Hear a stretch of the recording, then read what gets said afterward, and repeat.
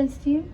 And that was where it all started to go wrong. And of course, then they started to say who could be a priest and who could not be a priest.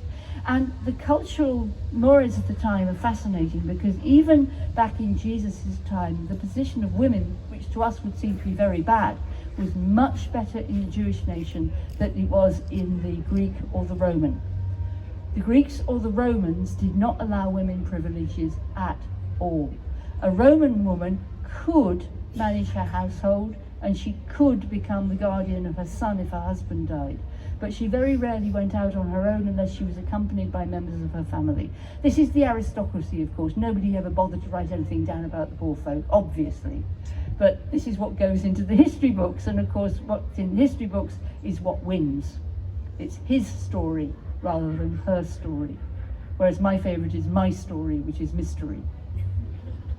So, the Jewish women could not be priests in the temple, in the second temple. If we've got time, we'll get back to the first temple where they could. But they could be what's known as Rebbitzin, which was the wife of the rabbi who took care of all the women, because remember, they got purity laws, so they needed a woman to deal with the women's spiritual issues. So the Rebbitzin was the wife of the rabbi, and she would look after the women. A woman in Israel could be president of a synagogue, she could own property, she could, if she was divorced or widowed, she could keep everything from her marriage. When she married, it all went to her husband, but then it came back to her. This is why I don't think Mary Magdalene was married to Jesus. I'm very sorry about that. But it's quite clear in the Gospel of Luke that she ministered to him unto him of her substance, which means she had her own money. If she'd been Mrs. Jesus, it would have belonged to him.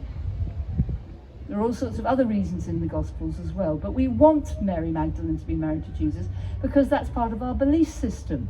We want the happy marriage, we want the two people working together, and we want her to be equal. But actually, you know, I think it's a darned insult to say Mary Magdalene was Mrs. Jesus. She was a spiritual teacher in her own right, and an important one too. However, the place of women in Judaism was much better than the place of women in Rome and Greece. Roman culture took a huge amount from Greek culture, more so as the years went on. Now, the Greeks were the inventors of democracy, as long as you were male and not a slave. There was a town called Sparta where women could be in the army and could be free, and I remember being terribly unpopular at school because we had to write an essay, would you rather live in Athens or Sparta? And everybody in the class wrote Athens because it was cultured and it had democracy, and I wrote Sparta because I could ride a horse and wield a sword. Stand in the corner, Whitehouse, this is not what we want. So Roman women did not go out of the house unless they were accompanied by a member of the family, or they were going to the temple or to religious places. Greek women were even less privileged than that. They could only go out accompanied by a man.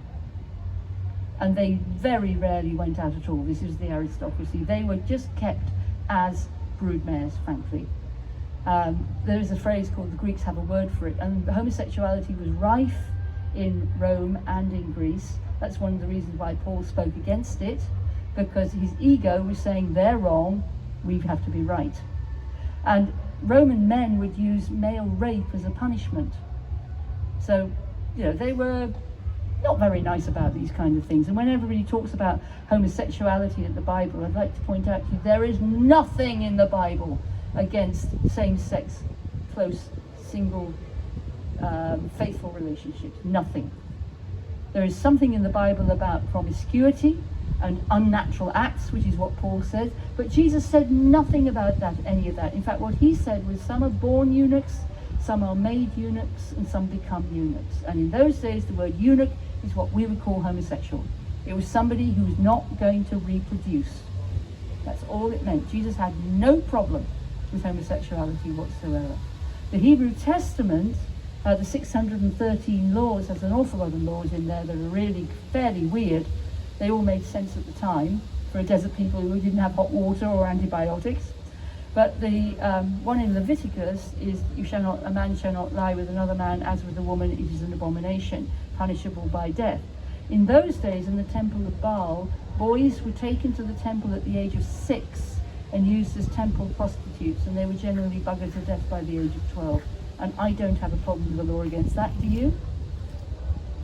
It wasn't against same-sex loving relationships. And you can go into this and find all this out, which is my passion. I love doing this.